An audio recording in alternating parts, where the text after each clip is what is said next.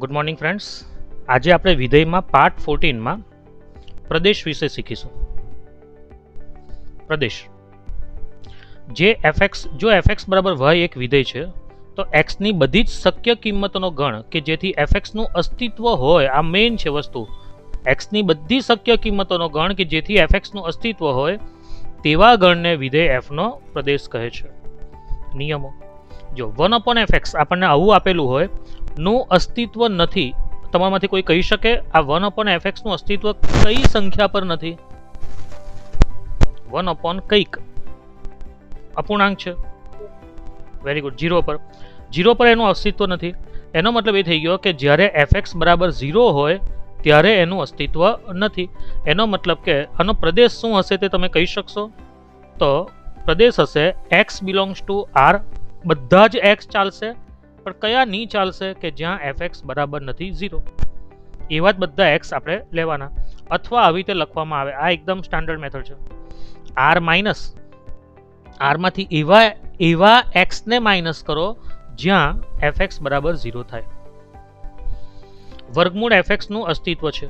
ચલો, વર્ગમૂળ fx નું અસ્તિત્વ ક્યારે છે? તો આપણે જોઈ ગયા છે કે વર્ગમૂળ જે ખરું ને તે r પ્લસ યોગ 0 થી r પ્લસ યોગ 0 પર વ્યાખ્યાયિત છે. એનો મતલબ કે વર્ગમૂળની અંદરની સંખ્યા કેવી હોવી જોઈએ? તો કોઈ પણ ધન વાસ્તવિક સંખ્યા અથવા શૂન્ય પણ ચાલે. મતલબ કે આપણે લખવું હોય તો એને fx greater or equal to 0 લખી શકીએ. મતલબ શું લખાય કે પ્રદેશ બરાબર x બિલોંગ્સ ટુ r, જ્યાં fx જે ખરો તે ગ્રેટર ઓર ઇક્વલ ટુ 0 થતો હોય તેવા જ x બિલોંગ્સ ટુ r. 1 વર્ગમૂળમાં fx નું અસ્તિત્વ છે. ક્યારે? કે જ્યારે fx ગ્રેટર દેન 0 હોય. જો આપણે હમણાં જોઈ ગયા કે વર્ગમૂળ fx જે ખરું એના વખતે આપણે fx શું કીધો? તો એના વખતે આપણે fx કીધો ગ્રેટર ઓર ઇક્વલ ટુ 0. કેમ? કારણ કે 0 નું વર્ગમૂળ 0 જ થાય અને કોઈ પણ ધન સંખ્યાનું વર્ગમૂળ આપણને મળે. બરાબર. ઋણ સંખ્યાના વર્ગમૂળ વાસ્તવિક નથી, પણ 1 હોવાને કારણે છેદમાં 0 નહીં ચાલે, એટલે ગ્રેટર ઓર ઇક્વલ ટુ 0 માંથી ઇક્વાલિટી અંદરથી કાઢી નાખી, સરખાપણું કાઢી નાખ્યું, એટલે રહી ગયું ખાલી greater than 0. Pradesh x belongs to r, જ્યાં fx greater than 0. log fx, જો log જે ખરું આપણે લખીએ છીએ એની એ વિધેય જે ખરું તે r પ્લસ થી r પર વ્યાખ્યાયિત છે. મતલબ કે log ની અંદર જો હું fx લખું તો આ fx જે ખરો તે r પ્લસમાં હોવો જોઈએ. r પ્લસમાં હોવો જોઈએ મતલબ કે fx ગ્રેટર દેન 0 હોવો જોઈએ. એટલે પ્રદેશ બરાબર x બિલોંગ્સ ટુ r, જ્યાં fx greater than 0. log માનાંકમાં fx નું અસ્તિત્વ છે. ચલો, માનાંકની વાત આવી ગઈ. મેં તમને શું કીધું કે logની અંદર જે પણ હોય તે કેવું હોવું જોઈએ? ગ્રેટર દેન 0 હોવું જોઈએ. હવે logની અંદર માનાંક હોય એનો મતલબ શું થઈ ગયો કે હવે અંદરનો ભાગ જે ખરો આ ભાગ એ ઋણ હોય તો પણ ચાલે, ધન પણ ચાલે. કેમ? કારણ કે ઋણનો માનાંક ધન થઈ જાય. ધનનો માનાંક તો ધન જ થવાનો છે, ખાલી 0 નહીં ચાલે. મતલબ કે log માનાંકમાં fx નું અસ્તિત્વ ક્યારે છે? કે જ્યારે fx બરાબર નથી 0. પ્રદેશ બરાબર r માઇનસ એવા x કે જ્યાં fx બરાબર 0 થાય. 1 log fx. હવે જુઓ, લોગની અંદર જ્યારે fx આપેલું હોય તો એ જે fx જે ખરો તે કમ્પલસરી કેવો હોવો જોઈએ? ગ્રેટર દેન 0 હોવો જોઈએ. પણ log 1 હોય ને તો એનો જવાબ 0 થાય, એટલે અહીંયા fx બરાબર 1 નહીં હોવું જોઈએ. નહીં તો log 1 0 થઈ જાય તો છેદમાં 0 આવે તો અવ્યાખ્યાયિત થઈ જાય. એટલા માટે આનું અસ્તિત્વ ક્યારે છે? તો અંદરનો fx ગ્રેટર દેન 0 એટલે ધન હોવો જોઈએ, અને અંદરનો fx નોટ ઇક્વલ ટુ 1 પણ હોવો જોઈએ. બરાબર.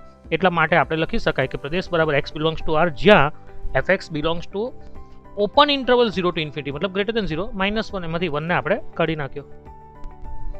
log fx બેઝ gx નું અસ્તિત્વ છે. ચાલો, fx બેઝ gx નો મતલબ શું થાય? log fx upon log gx થાય. fx બેઝ gx નો મતલબ આવો થાય. બરાબર. આનું અસ્તિત્વ છે આપણને કીધું. એનો મતલબ શું થઈ ગયો? fx ગ્રેટર દેન 0 હોવો જોઈએ, gx ગ્રેટર દેન 0 હોવો જોઈએ, અને gx 1 પણ નહીં હોવો જોઈએ, કારણ કે log 1 તો 0 થાય. બરાબર.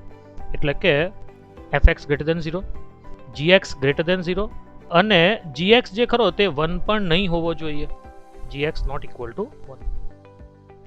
ચલો, d1 d2 એ fx અને gx ના પ્રદેશ હોય તો હા આપણે જોઈ ગયા છે કે fx plus or minus gx નો પ્રદેશ કયો થાય? તો d1 છેદ d2. આપણે જોઈ ગયા છે એરું આ. બરાબર. વિધેયોનું બીજગણિતમાં fx ગુણ્યા gx નો પ્રદેશ કયો થાય? તે પણ આ જ થાય, d1 છેદ d2. પણ fx અપોન gx નો પ્રદેશ કયો થાય? તો d1 છેદ d2 તો થાય, પણ માઇનસ એવા એક્સ બાદ કરવાના જ્યાં gx 0 થતો હોય, કારણ કે gx 0 થાય તો છેદમાં 0 આવી જાય, તો અવ્યાખ્યાયિત થઈ જાય. અગત્યની નોંધ: પ્રદેશની ગણતરી કરતી વખતે અગત્યના પરિણામો. આ મોસ્ટ ઇમ્પોર્ટન્ટ ટોપિક છે. આમાં આપણે 6 દાખલા જોઈશું, સમજશું. પહેલો, જો તમને fx આવું આપેલું હોય, વિધેય અપૂર્ણાંકમાં છે, x - 1, x + 4, x - 2, x + 3, બરાબર છે, અને આપણે એવું કહેવાનું હોય કે ગ્રેટર ઓર ઇક્વલ ટુ 0 છે. વિધેય કેવું છે? ગ્રેટર ઓર ઇક્વલ ટુ 0, બરાબર. તો તમે આમાંથી કઈ કઈ શરતોને ધ્યાન રાખવી? આ ગ્રેટર ઓર ઇક્વલ ટુ 0 છે અહીંયા, બરાબર. જો પહેલી શરત છે આમાં, દરેક કાઉન્સમાં ચલનું ચિહ્ન ધન હોવું જોઈએ, મતલબ કે x ની સાથે જે સહગુણક હોય ને, એ સહગુણક જે ખરો તે ધન હોવો જોઈએ, બરાબર. 5x હોય તો ચાલે, 2x હોય તો ચાલે, x ચાલે, પણ -2x નહીં ચાલે, બરાબર. ઓકે, ધારો કે x - 1 બરાબર 0 છે, એટલે આપણે આનો પહેલો કાઉન્સ બરાબર 0 લઈ લઈએ તો x બરાબર 1 મળે. x + 4 બરાબર 0 લઈ લઈએ તો x બરાબર -4 મળે. x - 2 બરાબર 0 લઈ લઈએ તો x બરાબર 2 મળે, અને x + 3 બરાબર 0 લઈ લઈએ તો x બરાબર -3 મળે. તે આપણને અહીંયા વાદળમાં સમજાવેલું છે. એટલે મને 4 કિંમત મળે છે, 1, -4, 2 અને -3. આ 4 કિંમતને મારે સંખ્યા રેખા પર ગોઠવવાની શબ્દ હું વાપરું છું. કેમ? કારણ કે સંખ્યા રેખા પર તો ઋણ સંખ્યા પહેલા આવે ને ધન સંખ્યા પછી આવે. નાની પહેલા આવે, મોટી પછી આવે. ડાબી બાજુમાં નાની સંખ્યા, જમણી બાજુ મોટી સંખ્યા, બરાબર. એટલે આ સંખ્યા રેખા બનાવી અને આ 4 પોઈન્ટ બતાવ્યા છે. એ 4 પોઈન્ટ પર આ 4 સંખ્યા ગોઠવું તો પહેલા આવે -4, પછી -3, 1, 2. આ ઇન્ફિનિટીના -ઇન્ફિનિટી એરો બતાવ્યો છે ત્યાં. હવે જુઓ, આનો જવાબ ગ્રેટર ઓર ઇક્વલ ટુ 0 છે. ગ્રેટર ઓર ઇક્વલ ટુ 0 મતલબ શું થયો? કે ઇક્વલ ટુ 0 આવી શકે, મતલબ કે x - 1 બરાબર 0 લઈએ. આજે પહેલું લીધું છે x - 1 બરાબર 0, તો x બરાબર 1 આવી શકે. x બરાબર 1 આવી શકે. અહીંયા x બરાબર -4 આવી શકે. કેમ? કારણ કે x બરાબર -4 હોવાથી અંશ 0 થઈ જશે, એટલે મારો જવાબ ઇક્વલ ટુ 0 આવશે. કારણ કે આપણી પાસે અહીંયા તમે જો ગ્રેટર ઓર ઇક્વલ ટુ 0 છે, બરાબર. x બરાબર 2 નહીં આવે, કારણ કે x બરાબર 2 આવે ને તો છેદ 0 થઈ જાય, અને છેદ 0 એટલે અવ્યાખ્યાયિત, એટલે એ નહીં ચાલે. x બરાબર -3 પણ નહીં આવે. મતલબ કે મારે આમાં આ જુઓ, મેં આ સર્કલ બનાવ્યા, વર્તુળ બનાવ્યા. આ જે છે તે બંધ વર્તુળ છે. બંધ વર્તુળ મતલબ શું? -4 આવી શકે. કેમ? કારણ કે -4 આવવાથી અંશ 0 થાય. તો મારું અહીંયા જે સરખાપણું છે, ગ્રેટર ઓર ઇક્વલ ટુમાં જે ઇક્વાલિટી છે, સરખાપણું છે, તેનું સમાધાન થાય. -3 નહીં આવે, કારણ કે તમે ખુલ્લું વર્તુળ બનાવ્યું છે. ખુલ્લું વર્તુળ મતલબ કે -3 નહીં આવે. કેમ -3 નહીં આવે? કારણ કે જો x બરાબર -3 હોય તો છેદ 0 થઈ જાય. છેદ 0 એટલે અવ્યાખ્યાયિત. 1 પણ આવી શકે, જે આપણે હમણાં વાત કરી. 2 નહીં આવે. જો આખી ગાણિતિક અભિવ્યક્તિ ધન હોય, મતલબ કે આ જે ખરું આખું આવ્યું આ, એ જો આગળનું ચિહ્ન પ્લસ હોય તો તમારે અહીંયા પ્લસથી શરૂ કરવું, બરાબર. જો અહીંયા લખેલ છે કે જો જમણી બાજુના છેલ્લા વિસ્તારમાં પ્લસ ચિહ્નથી શરૂ કરવું અને ડાબી બાજુ ચિહ્ન બદલતા જવું. આ તરફ તમારે ચિહ્ન બદલવાના. એટલે પ્લસ છે તો અહીંયા માઇનસ, પછી પ્લસ, પછી માઇનસ, પછી પ્લસ, એમ ચિહ્ન બદલતા જવાનું. અને જો આખી ગાણિતિક અભિવ્યક્તિ ઋણ હોય તો પહેલું તમારે ઋણથી શરૂ કરવાનું અને ચિહ્ન બદલતા જવાનું. ઋણથી શરૂ કરો તો ઋણ, પછી ધન, પછી ઋણ, પછી ધન, પછી ઋણ. ઓકે, ચાલો જો હવે આપણે પ્રદેશ એટલે શું? x ની કિંમતો. x ની કિંમતો કઈ આવે તમે જુઓ તો આપણે x ની એવી કિંમતો લેવાની કે જ્યાં ગ્રેટર ઓર ઇક્વલ ટુ 0 હોય, મતલબ કે ધન હોય. ધન એટલે આ ભાગ ચાલે, આ લેવાય અને આ લેવાય. મતલબ પહેલો અંતરાલ આવે આપણો આયરો, આ અંતરાલ પ્લસ વાળો. એટલે કયો આવશે? x બિલોંગ્સ ટુ -ઇન્ફિનિટી થી -4. જો ઇન્ફિનિટી હંમેશા ઓપન ઇન્ટરવલમાં આવે, પ્લસ હોય કે માઇનસ હોય, એટલે કે વિવૃત અંતરાલમાં આવે. અને આ જે -4 જે ખરું તે આપણું બંધ વર્તુળ છે, મતલબ કે અહીંયા સમૃત અંતરાલ, ક્લોઝ ઇન્ટરવલ. યોગ પ્લસ વાળું બીજું આ છે, તો વિવૃત અંતરાલ -3 થી સમૃત અંતરાલ 1. યોગ વિવૃત અંતરાલ 2 થી ઇન્ફિનિટી. આ આપણો પ્રદેશ કહેવાય. x બિલોંગ્સ ટુ મતલબ કે આપણો પ્રદેશ કહેવાય. એક બીજો દાખલો જોઈએ. અહીંયા ગ્રેટર ઓર ઇક્વલ ટુ હતું, એનું ગ્રેટર ધેન કરી નાખું છું, બરાબર.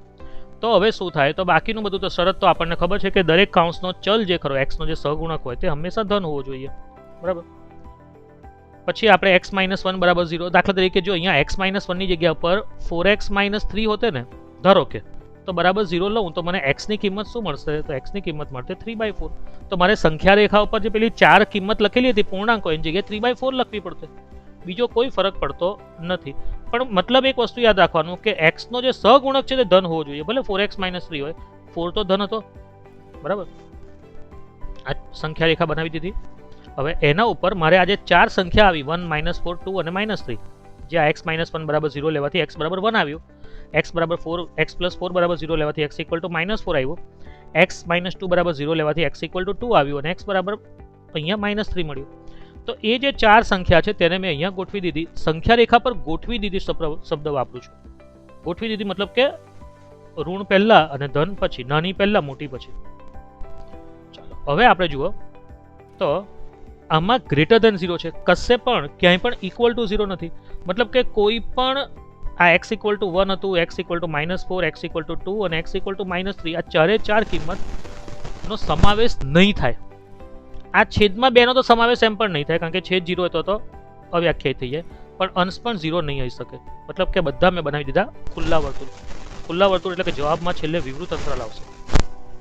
હવે આપણો બીજો નિયમ કયો છે કે આખી ગાણિતિક અભિવ્યક્તિ આપણી ધન છે, બરાબર. તો ધન છે તો પહેલું આપણું અહીંયા પ્લસથી શરૂ થાય અને પછી માઇનસ પ્લસ કરીને ચિહ્ન બદલતા જવાનું. અને આપણું ધન છે એટલે આપણે ધન વિસ્તાર લેવાના. એટલે એક પહેલો વિસ્તાર આવશે ઓપન ઇન્ટરવલ -∞ થી -4, પણ વિવૃત અંતરાલ ઓપન ઇન્ટરવલ એટલે. પછી આ પાછો વિવૃત અંતરાલ -3 થી 1, યોગ વિવૃત અંતરાલ 2 થી ∞. અને આને જ પ્રદેશ કહેવાય. આ પ્રદેશ છે. આમાંની કોઈ પણ કિંમતો લો, પ્રદેશની કોઈ પણ કિંમત લો તો >0 મતલબ શરતનું સમાધાન થશે. x - 1 / x - 2 x + 4 x / x + 3 બધો ગુણાકાર, જે ઉપર 2 નો ગુણાકાર છેદમાં 2 નો ગુણાકાર <= 0. કોઈ ફરક નથી પડતો. શરત આપણી કઈ છે તો દરેક કાઉન્સમાં ચલનું ચિહ્ન ધન હોવું જોઈએ, બરાબર. આના ઉપરથી આપણને 4 કિંમત મળે 1 -4 +2 અને -3. સંખ્યા પર એ 4 કિંમતો, સંખ્યા રેખા પર એ 4 કિંમતોને આપણે ગોઠવીએ, બરાબર. તો આ ગોઠવી દીધી. ઓકે, આ +∞ ને અહીંયા -∞. હવે આપણો બીજો નિયમ કયો છે? હા, બીજી વસ્તુ કે અહીંયા <= એટલે અહીંયા ઇક્વાલિટી હોવાને કારણે x = -4 આવી શકે, એટલે ત્યાં મેં બંધ વર્તુળ બનાવ્યું, બરાબર છે. <= મતલબ કે ઇક્વાલિટી, સરખાપણું હોવાને કારણે x = 1 પણ આવી શકે, માટે ત્યાં બંધ વર્તુળ બનાવ્યું. પણ x = 2 ને x = -3 તો ક્યારેય નહીં આવે, એટલે ત્યાં ખુલ્લું વર્તુળ બનાવેલું છે, બરાબર. ચલો બીજો નિયમ શું છે? તો આખી ગાણિતિક અભિવ્યક્તિ ધન હોય તો જમણી બાજુના છેલ્લા વિસ્તારમાં એટલે કે અહીંયા તમારે ધન ચિહ્ન મૂકવાનું અને પછી ડાબી બાજુ ચિહ્ન બદલતા જવાનું. આપણું સહગુણક ધન છે, આખી અભિવ્યક્તિનો સહગુણક ધન છે. તો પહેલું plus minus plus minus plus, બરાબર. હવે આપણે <= 0 મતલબ કે આપણે નેગેટિવ લેવાના, ઋણ સંખ્યા લેવાની છે. ઋણ એટલે કઈ? માઇનસ. બીજી કઈ? આ માઇનસ. એટલે આ બે અંતરાલ આપણા થશે, એટલે કે આપણું થશે x = સંવૃત અંતરાલ -4 થી -3 એટલે વિવૃત અંતરાલ, બરાબર. યોગ સંવૃત વિવૃત 1 થી 2. બસ આ આપણો જવાબ. હવે આ <= ની જગ્યા પર હું <= કરી નાખું.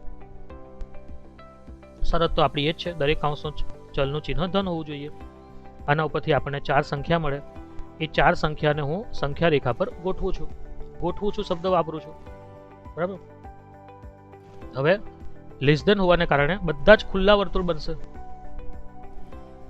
બરાબર. હવે જો આખી ગાણિતિક અભિવ્યક્તિ ધન હોય તો જમણી બાજુમાં અહીંયા પહેલા પ્લસ લેવાનું, અને ઋણ હોય તો આખી ગાણિતિક અભિવ્યક્તિ એટલે અહીંયા તો બહારનું ચિહ્ન પ્લસ છે, તો આપણું પ્લસથી સ્ટાર્ટ કરીએ. પછી માઇનસ પ્લસ ચિહ્ન બદલતા જવાનું. આપણું <= હોવાને કારણે આપણું વિવૃત અંતરાલમાં જ આવશે. પહેલો આવશે -4 થી -3, યોગ આવશે 1 થી 2, કારણ કે આ પણ માઇનસ છે. આ આપણો પ્રદેશ થયો. જો અત્યાર સુધી આપણે જોયું કે અહીંયા ધન હતું, હવે ઋણ આવી ગયું, અહીંયા માઇનસ આવી ગયું, બરાબર.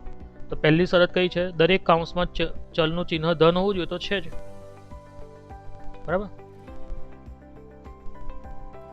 ઓકે, હવે આ જે 4 સંખ્યા ખરી આપણી 1 -4 2 અને -3 એને સંખ્યા રેખા પર ગોઠવીએ. ઇન્ફિનિટી અને -∞ લખી જ દેવાનું, એરો આવે ત્યાં, બરાબર. હવે તમે જુઓ તો અહીંયા > હોવાને કારણે -4 આવશે અને 1 પણ આવશે. જ્યારે -3 અને 1 -3 અને 2 જે ખરું તે તો ખુલ્લું વર્તુળ જ રહેશે, કારણ કે એ તો છેદમાં છે, એ નહીં આવે, કારણ કે જો x = -3 આવે તો છેદ 0 થાય, છેદ 0 એટલે અવ્યાખ્યાયિત થઈ જાય. જો આખી ગાણિતિક અભિવ્યક્તિ ધન હોય તો જમણી બાજુના છેલ્લા વિસ્તારમાં પ્લસ ચિહ્નથી શરૂ કરવું અને ડાબી બાજુ ચિહ્ન બદલતા જવું, જે આપણે પહેલા 4 દાખલામાં કર્યું. આપણે 5મા દાખલામાં શું છે, આગળ ઋણ છે, બરાબર. તો શું કરવાનું કે ભાઈ આખી અભિવ્યક્તિ ઋણ હોય તો જમણી બાજુના છેલ્લા વિસ્તારમાં માઇનસ ચિહ્ન આવશે હવે, કારણ કે આપણી આખી અભિવ્યક્તિ ઋણ છે એટલે માઇનસ ચિહ્ન આવશે, બરાબર. અને પછી ચિહ્ન બદલતા જવાનું. તો ચિહ્ન બદલતા જઈએ તો શું આવે, બરાબર ને, minus plus minus plus minus. હવે આપણે ગ્રેટર ઓર ઇક્વલ ટુ 0 હોવાને કારણે પ્લસ વાળો ભાગ લેવાનો. પ્લસ વાળો ભાગ એટલે કયા બે લેવાના, તો આ બે. એટલે અહીંયા લખાશે x બિલોંગ્સ ટુ સંવૃત અંતરાલ -4 થી વિવૃત અંતરાલ -3 યોગ 1 થી 2. આ રીતે લખી શકાય, બરાબર. આ જ દાખલો બીજી રીતે બી થઈ શકે. જો બીજી કઈ રીતે થાય, બંને બાજુ માઇનસ વડે ગુણી કાઢું તો આ વચ્ચેનું ચિહ્ન બદલાઈ જાય, બરાબર. વચ્ચેનું ચિહ્ન બદલાઈ જાય તો મારું અહીંયા આગળ ધન થઈ ગયું, એટલે હવે મારે શું લખાય, plus minus plus minus plus, બરાબર છે. અને મારે હવે લેસ ઓર ઇક્વલ ટુ 0 હોવાને કારણે માઇનસ વાળા લેવાના. તો જવાબ તો આનો આ જ આવે, બરાબર. આ રીતે થઈ શકે. ફાઇન દાખલો છે, મોસ્ટ ઇમ્પોર્ટન્ટ. આવી રીતે ઘણી મોટી ઘાતાંક આપેલી હોય તો કેવી રીતે કરાય, આટલી મોટી ઘાતાંક આપેલી હોય તો કેવી રીતે કરાય, તો 25 ઘાતાંક ને 40 ઘાતાંક ને 17 ઘાતાંક ને 32 ઘાતાંક. તો જો એક વસ્તુ યાદ રાખો હંમેશા માટે, કે આ જે ખરું, આ જે આખો અપૂર્ણાંક છે તે આખો અપૂર્ણાંક ધન છે કે ઋણ, એ કોના પર આધાર રાખે, તો એ રાખે આધાર, જેના પર આધાર રાખતો હોય ને તેને જ આપણે ગણતરીમાં લેવાનો, કારણ કે જેના પર આધાર જ નહીં રાખતો હોય તેને ગણતરીમાં નહીં લેવાનો. દાખલા તરીકે x - 7 ની 40 ઘાત. હવે આમાં શું થાય, x બરાબર 10 લઉં તો 10 - 7 કેટલા થાય, 3. 3 ની 40 ઘાતાંક એટલે જવાબ ધન આવશે, કારણ કે 3 ધન છે. હું x બરાબર 4 લઉં ને તો 4 - -7 એટલે કેટલા થાય, -3. -3 ની 40 ઘાતાંક, પણ -3 ની 40 ઘાતાંક એટલે યુગ્મ ઘાતાંક છે, જવાબ પ્લસ થઈ જશે. -3 ની યુગ્મ ઘાતાંક એટલે પ્લસ થઈ ગયો. કહેવાનો મતલબ કે આનો જવાબ દર વખતે ધન જ આવે છે. મતલબ કે આ જે x - 7 ની 40 ઘાતાંક જે ખરી એ મારા ધન કે ઋણ પર કોઈ ભાગ ભજવતું નથી, એટલે આને મારે કાઢવાનું. એ જ પ્રમાણે x + 3 ની 32 ઘાતાંક એને કાઢવાનું. સૌથી પહેલા એ જોઈ લેવાનું કે x ના સહગુણકો ધન હોવા જોઈએ, એટલે એ તો આપણું x ના ચિહ્ન ધન છે એટલે વાત પૂરી થઈ. ધન નહીં હોય તો આપણે x ને ચિહ્નને બહાર કાઢવાનું, બરાબર. અને એ બહારનું ચિહ્ન પછી જોવાનું. ધારો કે 3 જગ્યા પર x ઋણ હોય તો 3 - 3 ના ચિહ્નને કોમન કાઢવાના, એટલે બહાર માઇનસ થઈ જાય. તો એ પ્રમાણે આપણું સ્ટાર્ટિંગ પેલું માઇનસથી થાય, બરાબર છે. એ પ્રમાણે આપણે કરવાનું. તો અહીંયા આપણે x - 7 ની 40 ઘાતાંક આ ચિહ્નને કોઈ અસર કરતી નથી, કારણ કે x ગમે તે હશે જવાબ આનો ધન જ આવશે. એટલે આવા જેના જવાબ ધન જ છે, ફિક્સ જ છે, તેવાને કાઢવાના. તો એક તો આ 40 ઘાતાંકને કાઢવાનો અને એક 32 ઘાતાંકને કાઢવાનો, જેની કોઈ અસર થતી નથી. અસર કોની થાય છે, આની. એટલે આના x અસર કરે છે, આના x, બરાબર. એટલે આપણે તો જે હતું તે જ કે x - 1 છે બરાબર 0 એટલે x બરાબર 1, x + 4 બરાબર 0 એટલે x બરાબર -4. એ જ પ્રમાણે બાકીના આ સંખ્યા રેખા બનાવી દીધી. ઓકે, હવે એ સંખ્યા રેખા ઉપર મારે આ 4 સંખ્યાને ગોઠવવાની. જો અહીંયા 25 ઘાતાંકથી આપણને કોઈ ફરક નહીં પડે, ધ્યાન રાખજો. આપણે તો x - 1 બરાબર 0 લઈને x બરાબર 1 જ લેવાનું. અહીંયા 17 ઘાતાંકથી કોઈ ફરક નહીં પડે. મતલબ કે અયુગ્મ ઘાતાંક આપેલી હોય તેમાં જે અહીંયા જે આધાર છે એ આધાર બરાબર 0 લઈને આપણે x ની કિંમત લાવવાની. મતલબ દાખલો આપણે અત્યારે 1 થી 5 દાખલા જે રીતે કર્યા ને તે રીતે જ કરવાનું. હા, પણ યુગ્મ ઘાતાંક છે તેને કાઢી નાખવાની. કેમ? કારણ કે એના હોવા ન હોવાથી કોઈ ફરક પડતો નથી, પ્રદેશને અસર થતી જ નથી. એના હોવા ન હોવાથી પ્રદેશને અસર થતી નથી, બરાબર. ચાલે, તો હવે અહીંયા ગ્રેટર ઓર ઇક્વલ ટુ છે એટલે મતલબ કે ઉપર આ જે -4 પણ આવી શકે ને અહીંયા 1 પણ આવી શકે, એટલે એ બેના વર્તુળ બંધ બનાવ્યા, બાકીના બેના ખુલ્લા વર્તુળ બનાવ્યા, બરાબર. હવે આપણને ખબર છે કે આખી ગાણિતિક અભિવ્યક્તિ ધન હોય તો હા ધન જ છે, આપણી તો આખી ધન છે, તો આપણે પહેલું પ્લસથી શરૂ કરવાનું અને પછી અહીંયા ચિહ્ન બદલતા જવાનું, બરાબર. અને હવે x બિલોંગ્સ ટુ શું આવશે, તો ધન હોવાને કારણે એક આ ભાગ આવશે, એક આ વિસ્તાર આવશે ને એક આ વિસ્તાર આવશે, બરાબર. તો આના પ્રમાણે શું આવશે, તો વિવૃત અંતરાલ -∞ થી સંવૃત અંતરાલ -4 યોગ વિવૃત અંતરાલ -3 થી સંવૃત અંતરાલ 1 યોગ વિવૃત અંતરાલ 2 થી ∞, બરાબર. એટલે આ આપણો જવાબ છે. હવે આપણે જોવાનું છે શ્રેણી. આ ટોપિક બહુ ઇમ્પોર્ટન્ટ છે. સમાંતર શ્રેણી, એને ઇંગ્લિશમાં એરિથમેટિક પ્રોગ્રેશન એટલે કે એપી કહેવામાં આવે. તમને દાખલાઓમાં ડાયરેક્ટ એપી લખેલું હશે, તમારે સમજી લેવાનું કે સમાંતર શ્રેણી છે. એટલા માટે મેં અહીંયા ઇંગ્લિશ શબ્દ લખી રાખ્યો છે, બરાબર. શ્રેણી A plus D, A plus 2d, A plus 3d dot dot dot ને સમાંતર શ્રેણી એપી કહે છે, જેમાં પ્રથમ પદ બરાબર એ અને સામાન્ય તફાવત બરાબર ડી છે. જો પ્રથમ પદ એ છે, સામાન્ય તફાવત ડી છે, મતલબ શું? તમે ડી ઉમેરો એટલે એ પ્લસ ડી મળે, હજુ ડી ઉમેરો એટલે એ પ્લસ 2d મળે, હજુ ડી ઉમેરો એટલે એ પ્લસ 3d મળે, એમ કરે ચાલ્યા કરે.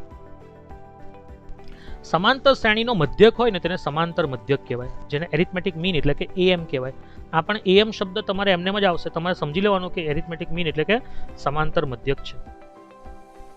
a1 a2 a3 up to an નો સમાંતર મધ્યક am બરાબર a1 plus a2 plus up to an upon n, મતલબ કે અવલોકનનો સરવાળો ભાગ્યા અવલોકનની સંખ્યા.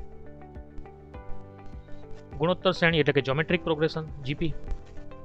તો શ્રેણી એ ar સ્ક્વેર ar ક્યુબ ને ગુણોત્તર શ્રેણી કહે છે, એટલે કે જીપી કહે છે, જેમાં પ્રથમ પદ બરાબર એ અને સામાન્ય ગુણોત્તર બરાબર આર છે. જો આમાં શું છે, પહેલું પદ એ છે, પછી આર વડે ગુણો એટલે AR મળે, પછી આર વડે ગુણો તો AR સ્ક્વેર મળે, હજુ આર વડે ગુણો તો AR ક્યુબ મળે, મતલબ અહીંયા ગુણાકાર થાય છે, એટલે એને સામાન્ય ગુણોત્તર કહેવાય. એ પ્રથમ પદ છે, એના મધ્યકને ગુણોત્તર મધ્યક કહેવાય. ઇંગ્લિશમાં જ્યોમેટ્રિક મીન અથવા GM કહેવામાં આવે છે. આ શબ્દ યાદ રાખો, GM એટલે ગુણોત્તર મધ્યક માટેનો શબ્દ છે. a1 a2 a3 up to an નો ગુણોત્તર મધ્યક GM બરાબર nમું મૂળ. કોનું nમું મૂળ? a1 ગુણ્યા a2 ગુણ્યા a3 અપ ટુ an નું nમું મૂળ. જો આપણી પાસે 3 જ પદ હોય તો ઘનમૂળ આવી જાય અહીંયા, 4 પદ હોય તો ચતુર્થ મૂળ આવી જાય અહીંયા, 2 પદ હોય તો વર્ગમૂળ આવી જાય.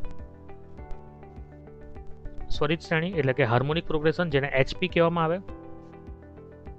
શ્રેણી a1 a2 a3 up to so on એટલે કે ડોટ ડોટ ડોટ ને સ્વરિત શ્રેણી HP કહે છે, જો 1/a1 1/a2 1/a3 સમાંતર શ્રેણી AP માં હોય. એટલે કે આના વ્યસ્ત જે ખરા ને તે સમાંતર શ્રેણીમાં હોય તો આને સ્વરિત શ્રેણી એટલે કે હાર્મોનિક પ્રોગ્રેશન કહેવામાં આવે છે. HP શબ્દ યાદ રાખવાનો, HM સ્વરિત મધ્યક એટલે હાર્મોનિક મીન. તમારે ડાયરેક્ટ AM GM અને HM નો ઉપયોગ કરવાનો આવશે, અને એવા શબ્દો લખેલા પણ હશે ક્વેશ્ચનમાં પણ.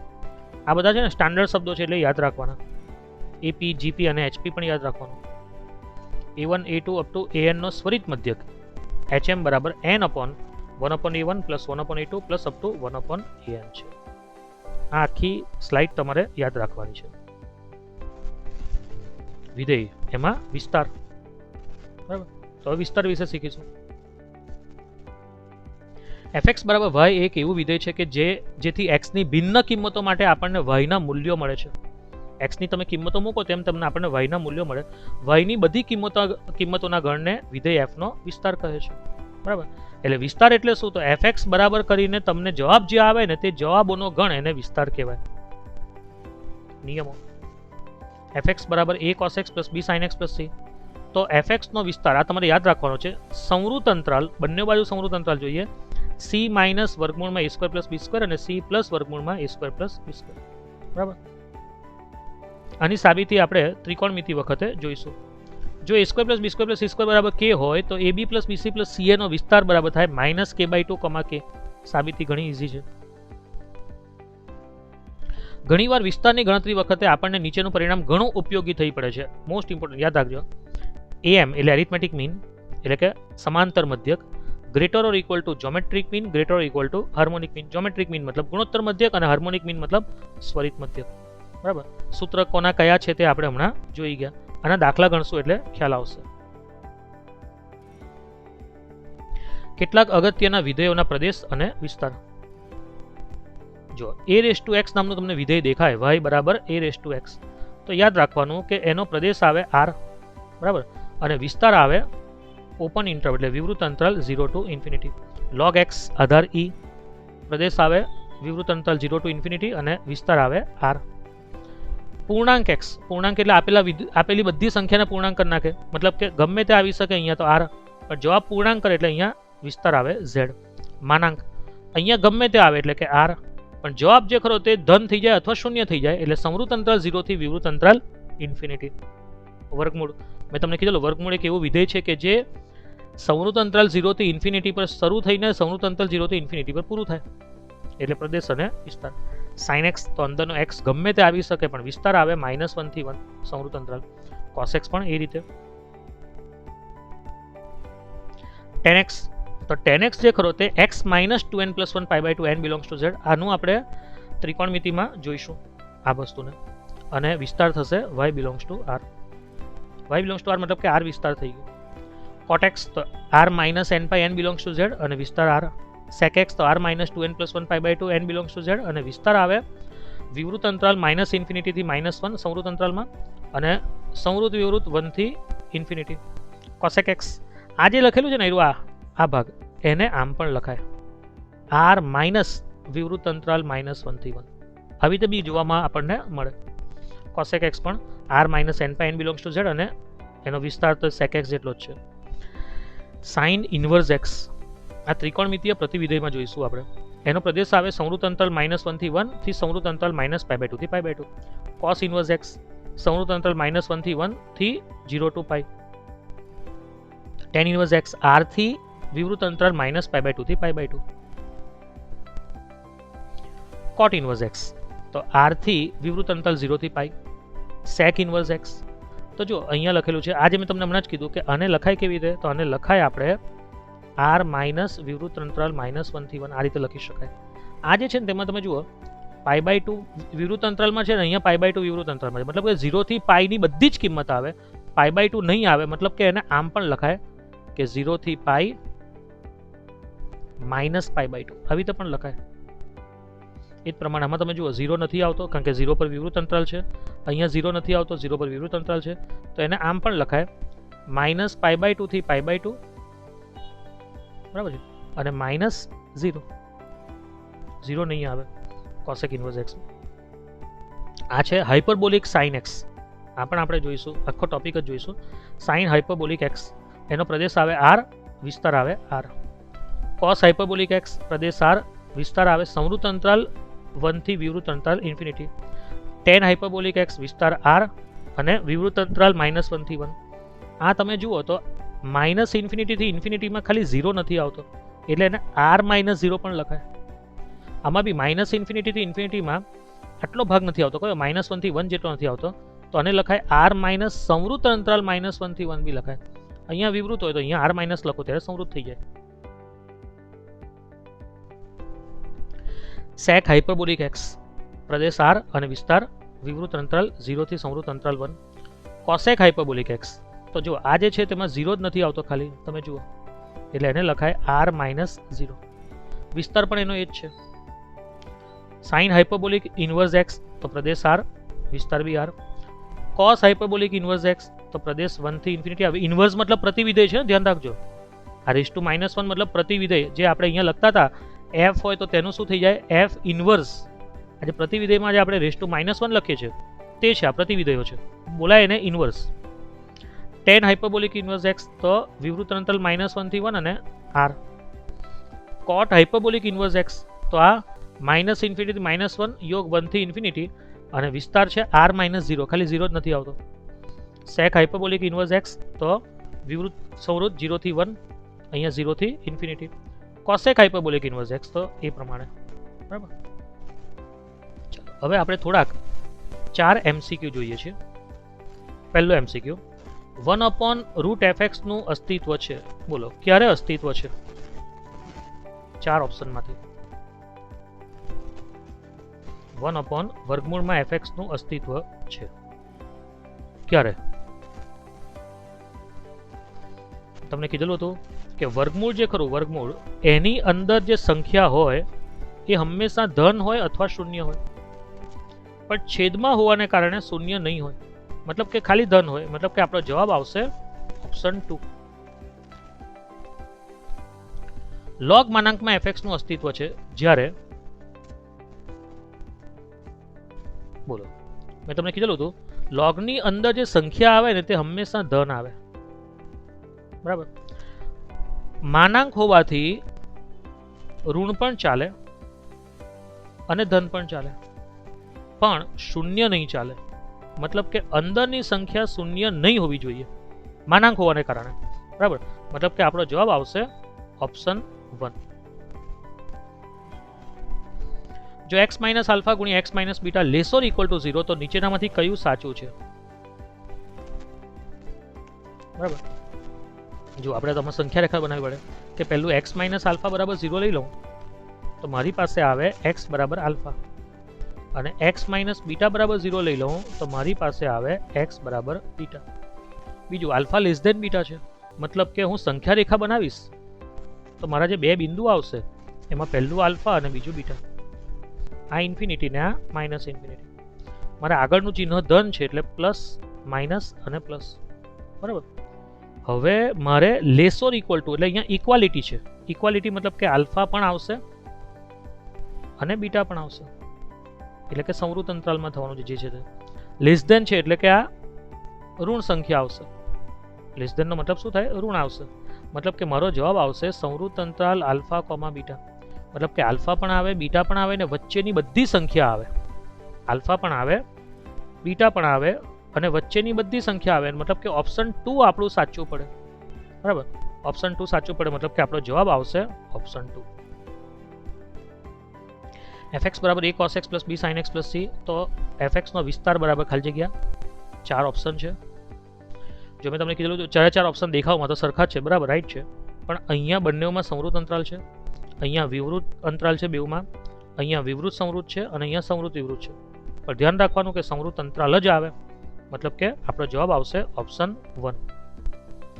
નેક્સ્ટ પાર્ટમાં આપણે થોડાક દાખલા ગણીશું, થોડાક કોન્સેપ્ટ પણ જોઈશું. Thank you.